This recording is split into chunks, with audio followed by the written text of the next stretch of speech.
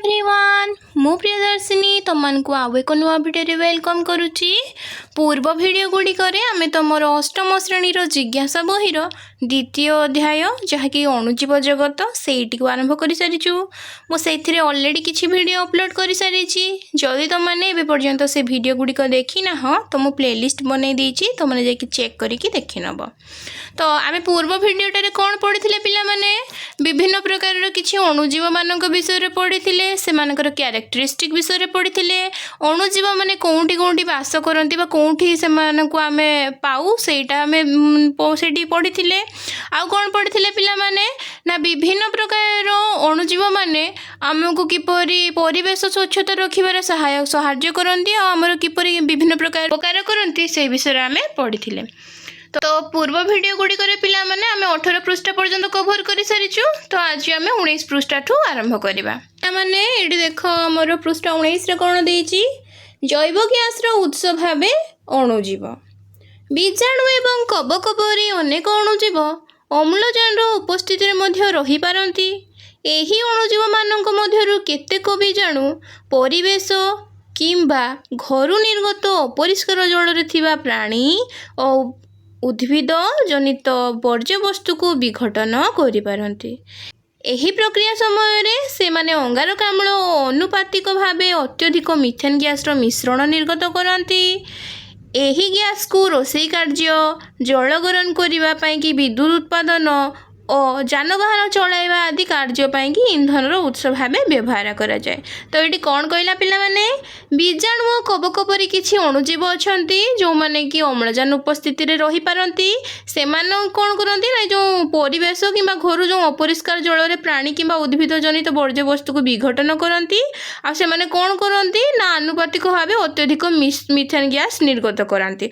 फलतः आम से जो मिथेन गैस कौन यूज करूँ पिला माने रोषेई कार्य व्यवहार करूँ जल गरम करने विद्युत उत्पादन और जानवाहन चलाइबा इत्यादि ईंधन रूपे आम से गुड़ी व्यवहार करें। तो बर्तमान देख ये कौन देला वैज्ञानिकों ठारू प्रेरणा वैज्ञानिक डॉक्टर आनंद मोहन चक्रवर्ती बीजाणु मानक संपर्क में गभीर अध्ययन करथिले।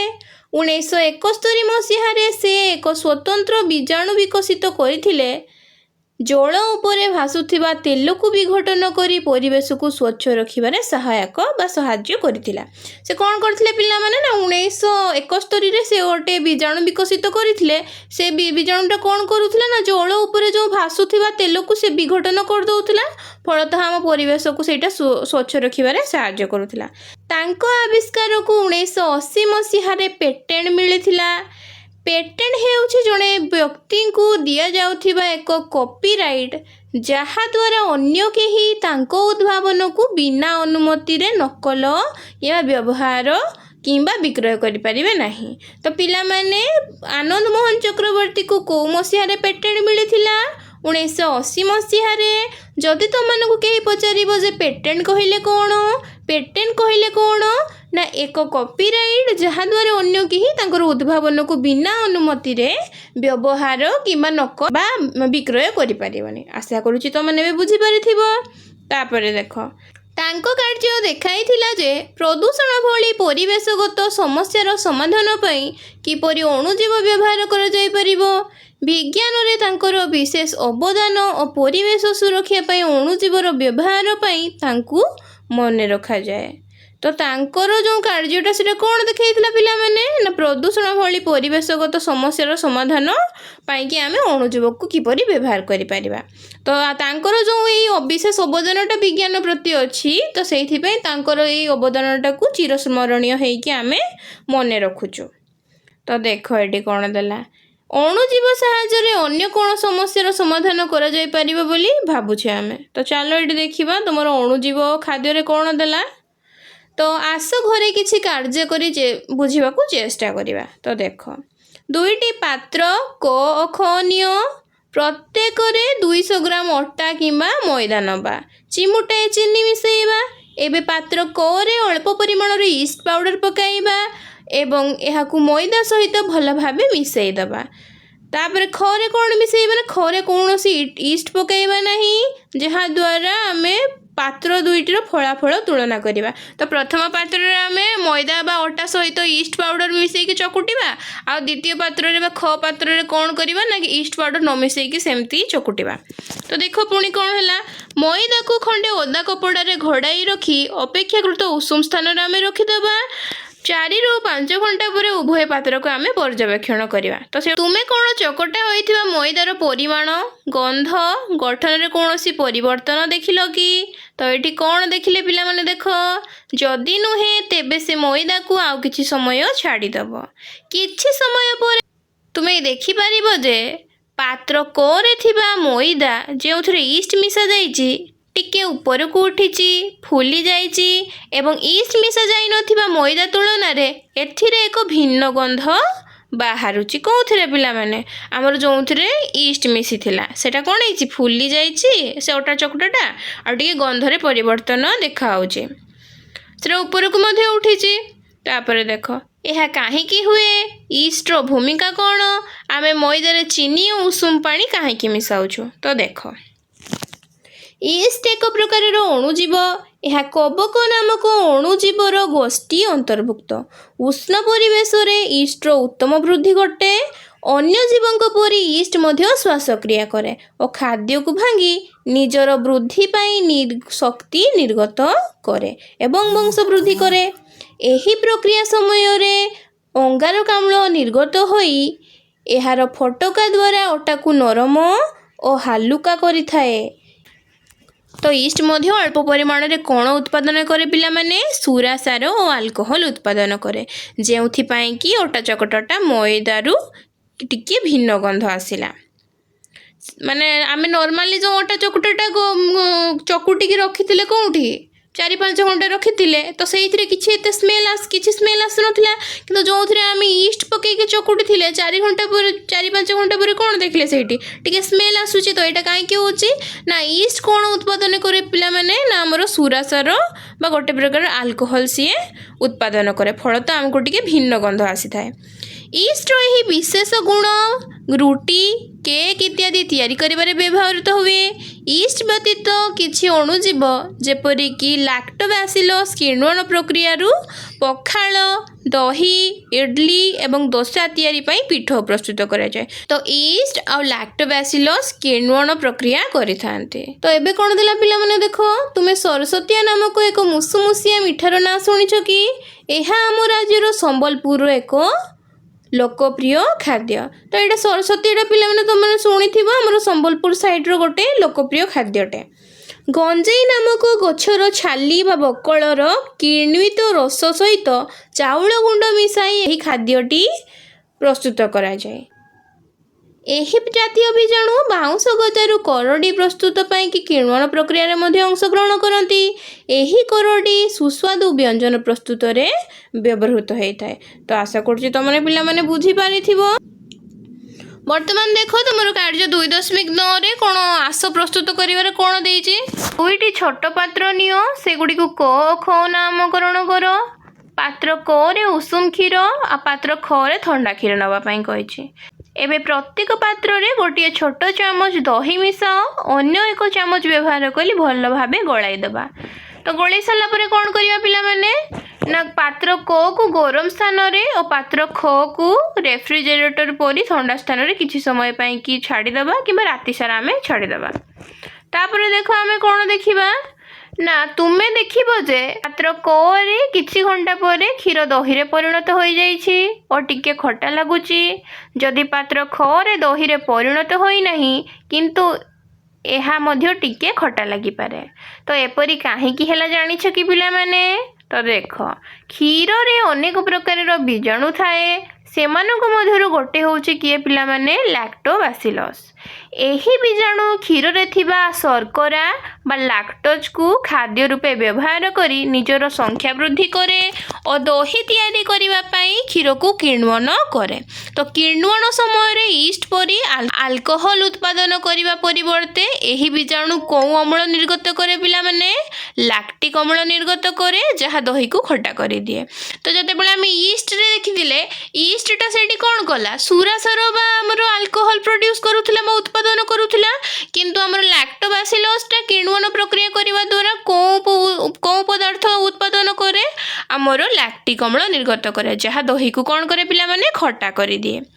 ତ ଏହି ବୀଜାଣୁ ଉଷ୍ଣ ଅବସ୍ଥାରେ ଭଲ ଭାବେ ବଢ଼ିପାରେ, ଯେଉଁଥିପାଇଁ ପାତ୍ର କରେ ଦହି ତିଆରି ହୁଏ କିନ୍ତୁ ପାତ୍ର ଖରେ ହୋଇପାରେ ନାହିଁ। କାହିଁକିନା ଆମେ କ ପାତ୍ରଟାକୁ ଗୋଟେ ଗରମ ସ୍ଥାନରେ ରଖିଥିଲେ, ଉଷ୍ଣ ସ୍ଥାନରେ ରଖିଥିଲେ, ଆଉ ଖ ପାତ୍ରଟାକୁ ଆମେ କେଉଁଠି ରଖିଥିଲେ, ଥଣ୍ଡା ସ୍ଥାନ ବା ରେଫ୍ରିଜରେଟର ରଖିଥିଲେ।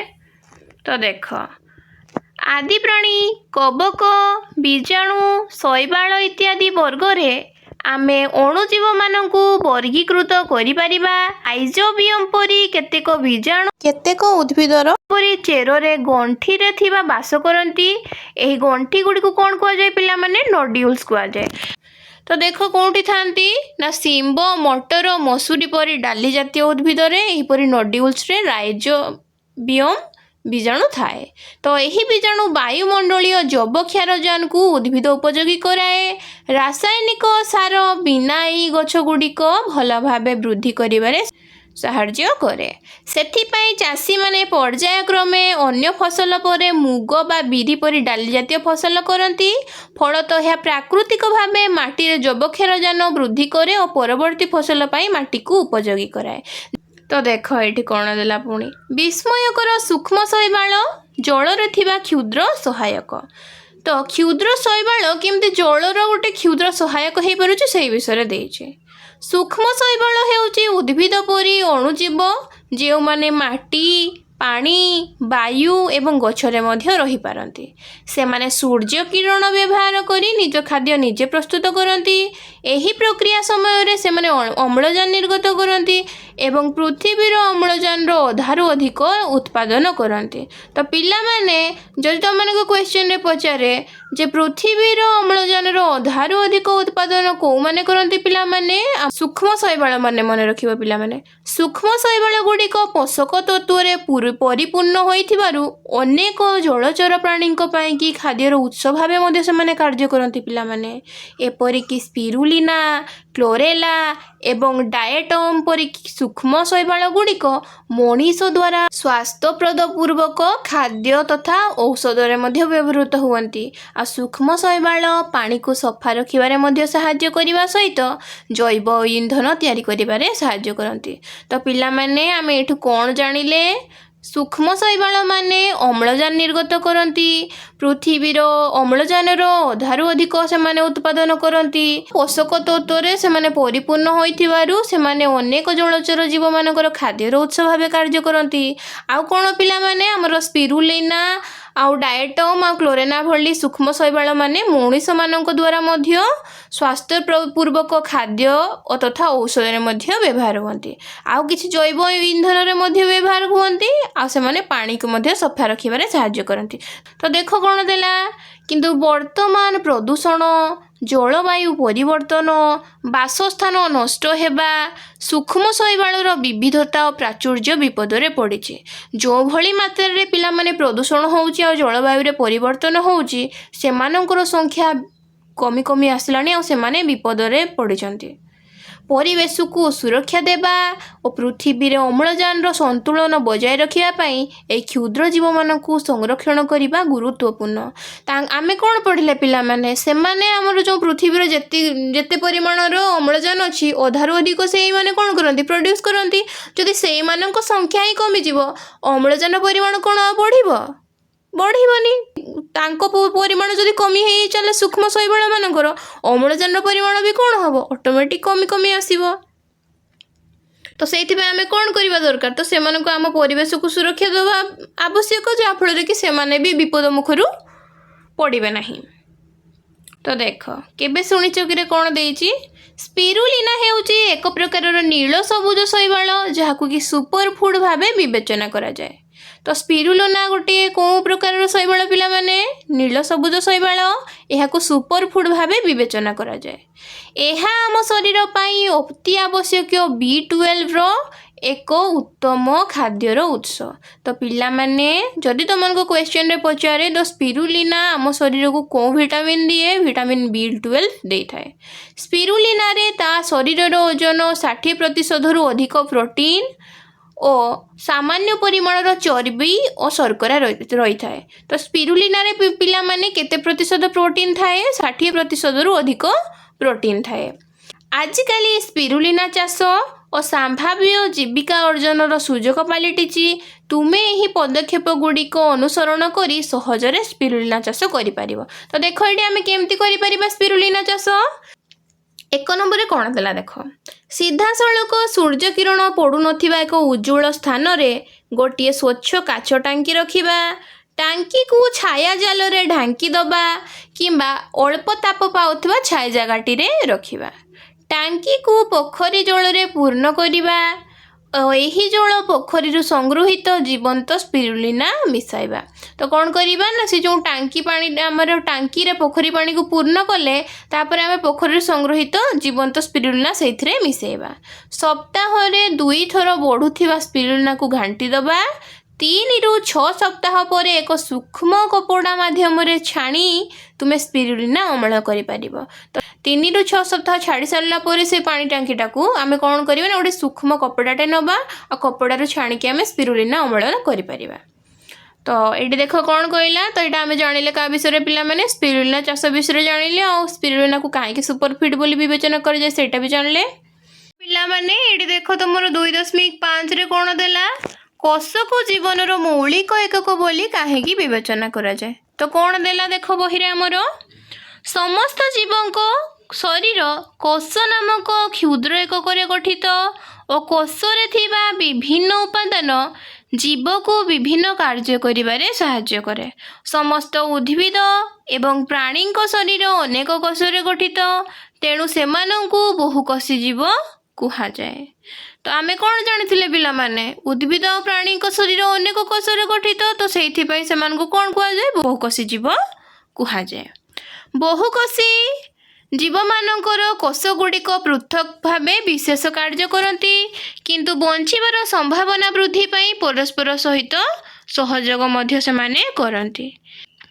तो ये नेक्स्ट देख कौन देला किछि अणुजीव जेपरिक बीजाणु और प्रोटोजोआ केवल गोटे कोषर गठित तो एमानंकु एककोषी जीव कुहा जाए। जेहेतु सेमानंकर शरीरटा गोटे कोषरे गठित होइछि तो सेइथिपई एमानंकु एककोषी जीव कुहा जाए।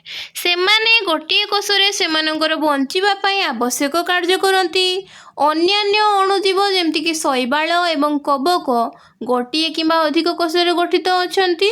उदाहरण स्वरूप ईस्ट है एककोषी कवक होइथिला बेले फिम्पी होउची बहुकोषी कवक। तो ये जिनसटा पिला माने मन रखिब अणुजीव मानक मध्यरे को माने एककोषी जीव बीजाणु आ प्रोटोजोआ बेले आमे शैवाल आ कवक को देखिबा सेतेबेले से माने गोटे किंबा अधिक कोषरे गठित होइथिबे। जेमति कि एककोषी कवक किए पिला माने ईस्ट आ बहुकोषी कवक किए हमर फिम्पी। तो जिनसटा को पिला माने तमे मन रखिब। तो ये देख कौन देला नेक्स्ट प्राणी और उद्भिद कोष परी अणुजीवंकर कोष गुड़िक कोष झिल्ली द्वारा आवृत होता है। कवकर कोष गुड़िक अतिरिक्त भाव एक कोष भित्ति थाए किंतु सेमान क्लोरोप्लास्ट न थाए तेणु सेमाने आलोक शोषण माध्यम निज खाद्य निजे प्रस्तुत करि पारंती नाही। बीजाणुर सुसंगठित न्यष्टि और न्यष्टि झिल्ली न थाए बरं सेमानंकर एक न्यूक्लियोएड थाए। तो सेमानकर न्यष्टि और न्यष्टि झिल्ली न रहिले कोन हैला सेमानक पाखरे कोन थाए पिला माने न्यूक्लियोएड थाए। एही वैशिष्ट्य सेमानंकु ईस्ट आदि प्राणी शैवाल कवक उद्भिद प्राणी को कोषठारु पृथक करे। तो यहाँ पिला माने मन रखिब बीजाणुर सुगठित न्यष्टि और न्यष्टि झिल्ली न थाए सेमानकर कौन थाए न्यूक्लियोएड थाए। यही वैशिष्ट्यटा कौन ना ईस्ट आदि प्राणी शैवाल कवक उद्भिद प्राणी मानक ठारू सेमानंकु पृथक करे।